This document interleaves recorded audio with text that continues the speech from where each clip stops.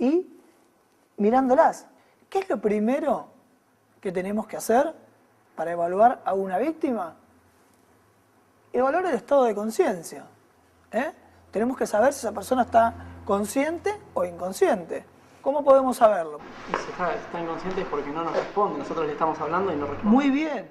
Vamos a hacer una doble maniobra. La vamos a tomar siempre de frente. La vamos a tomar de los hombros, y le vamos a hacer una pregunta. Le vamos a decir, señor, ¿me escucha? ¿Se siente bien? Es un doble estímulo. Es un estímulo verbal. Le estamos preguntando, señor, ¿me escucha? ¿Se siente bien? Y un estímulo táctil. Lo estamos tomando desde los hombros. Ahora, si nosotros sospechamos o vemos que esa persona tiene un traumatismo de cráneo, o una lesión de la columna cervical, no vamos a mover a la víctima. ¿Por qué? Porque le vamos a ocasionar y a generar un daño más grande del que ya tiene.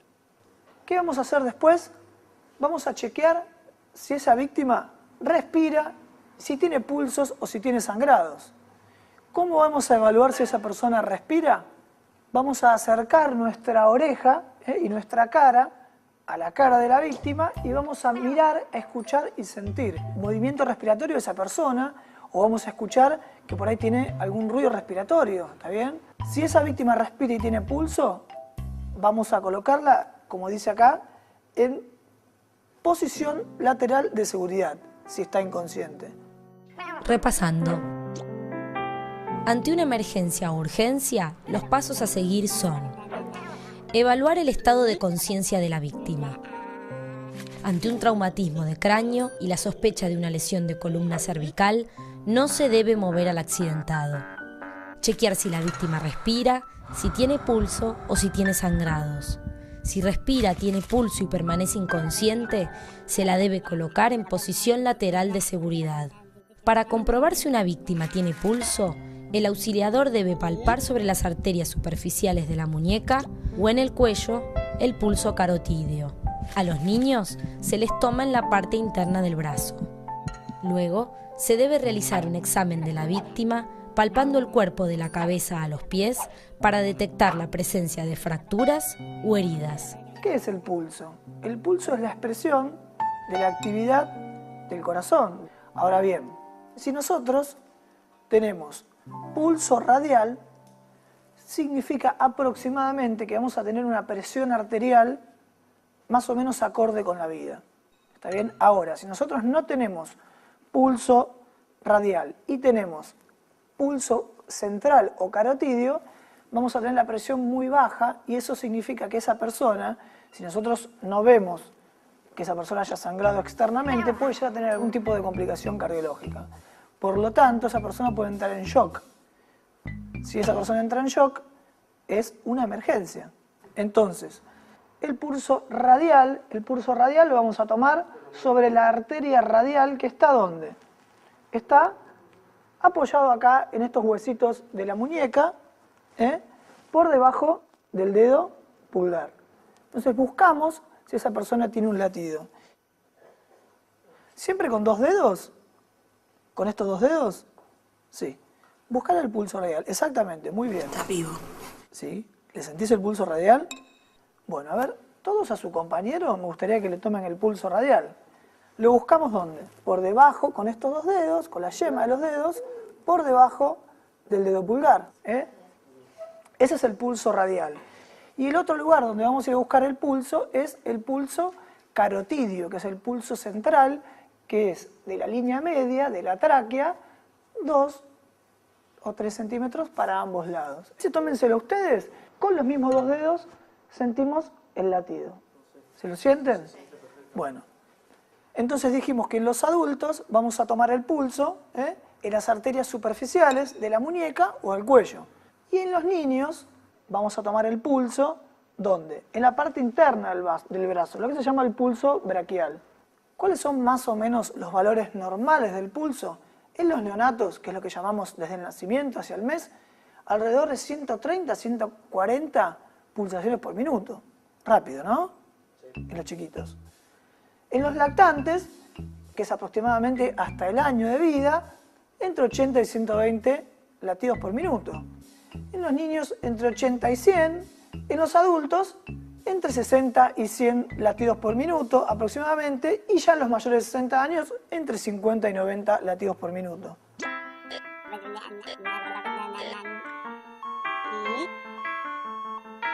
Hoy en Primeros Auxilios, normas generales. Entonces ya vimos cómo tenemos que hacer los procedimientos para prestar un primer auxilio. Pero ahora vamos a ver qué elementos tenemos que tener o con qué ventas debemos contar para prestar un primer auxilio. ¿Y qué es el elemento por excelencia que tiene que tener un primer auxiliador? Un botiquín de primeros auxilios.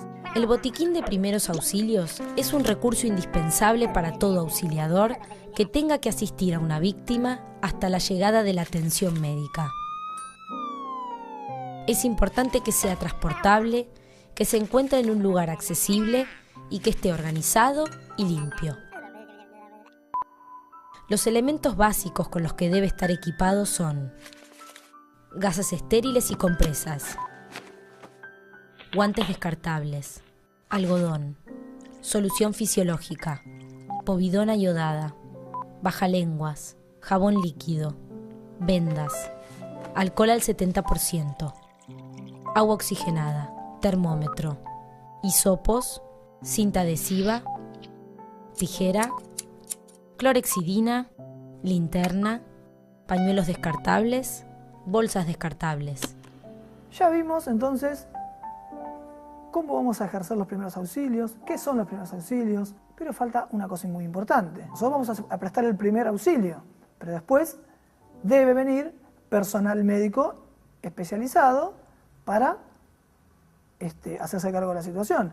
Y para eso, ¿cómo vamos a hacer?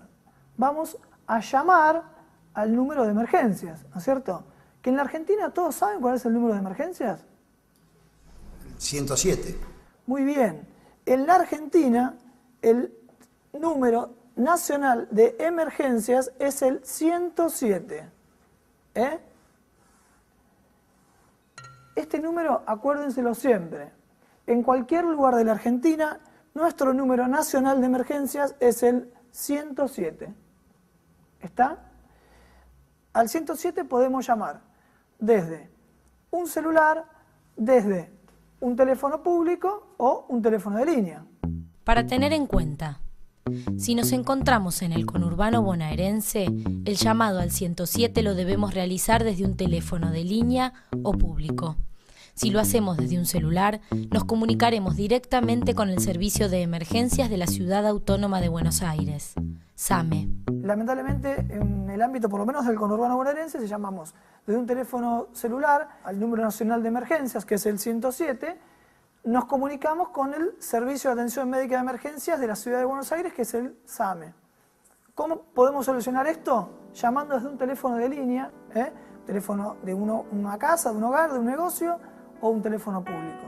La activación del servicio de emergencias médicas se realiza llamando al número de emergencias de la localidad en cuestión, para lo cual es importante haberlo averiguado con anterioridad y tenerlo a mano. En Argentina, el número de emergencias nacional es el 107. ¿Y qué debemos informar cuando llamamos al 107 o al número de emergencias? Primero, ¿qué ocurre? Debemos informar qué es lo que ocurre. Decir lo que estoy viendo. Claro, tienen que decir exactamente lo que ustedes están viendo. Hay una persona que está en la calle. Entonces, van a decir dónde ocurre. Fundamental. En este caso es fundamental dar exactamente las coordenadas Para que de llegue dónde la está. emergencia rápido. ¿Para qué? Para que llegue rápidamente. Primero, ¿qué ocurre? Por ejemplo, hay una persona inconsciente. ¿Dónde? Dar la dirección, las coordenadas lo más exactas posible. ¿Cuándo ocurrió? Y esto, aparentemente, por lo que yo le pregunté a la gente que está alrededor mío, pasó hace 10 minutos. Es importante dar el tiempo transcurrido del evento. Porque se preparan distinto. ¿Cómo ocurrió? Si sabemos cómo ocurrió, porque nosotros le podemos preguntar a los transeúntes o a la gente que está en el lugar, mejor. Y yo vi que esa persona estaba arreglando el aire acondicionado en el 6º piso y se cayó. Es importante el decir cómo. Después, en el caso de casa de víctimas múltiples, tratar de informar la cantidad de accidentados. La preparación desde el nivel sanitario, desde el nivel de personal de búsqueda y rescate, es diferente de si tenemos una sola víctima a si tenemos varias víctimas. También debemos identificarnos, ¿eh? Las personas que están los operadores están entrenados, pero nosotros debemos identificarnos. Es decir, mire, llama José Eschifino. Pero bueno, tiene que dar el nombre, identificarse y el número de teléfono del que está llamando. Si está llamando de un celular, bueno, decir, mire, estoy llamando de tal número, si está llamando de un teléfono de línea, dar el número del teléfono de línea. Y después una cosa interesante. Una vez que hicimos todo esto, ¿nos vamos del lugar? No. No. Concepto importantísimo, y que esto es parte de los primeros auxilios, nos quedamos en el lugar hasta que venga el servicio de emergencias.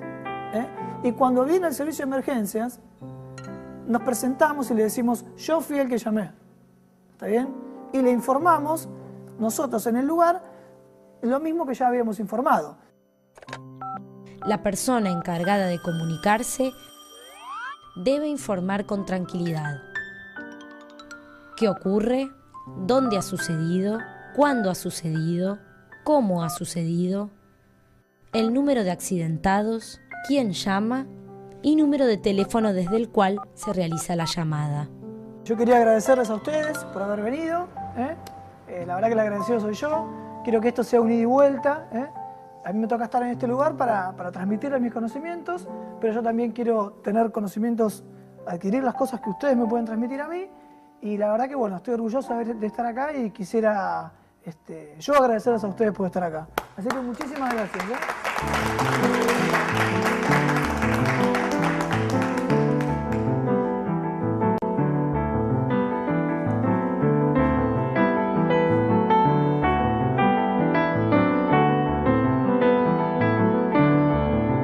La verdad que en esta primera clase que tuvimos hoy me gustó mucho, me gustó preguntar. Había un par de cosas que no sabía. Me he encontrado con un médico muy práctico. Además es muy claro con sus explicaciones. Siempre vuelve a los temas que él cree que son importantes, nos vuelve a puntualizar. Más que el hecho en sí de enseñar, me gusta que pueda llegar a mucha gente y que los conocimientos sean universales. Está muy bueno llegar a aprender esto de lo que es la emergencia, ¿no?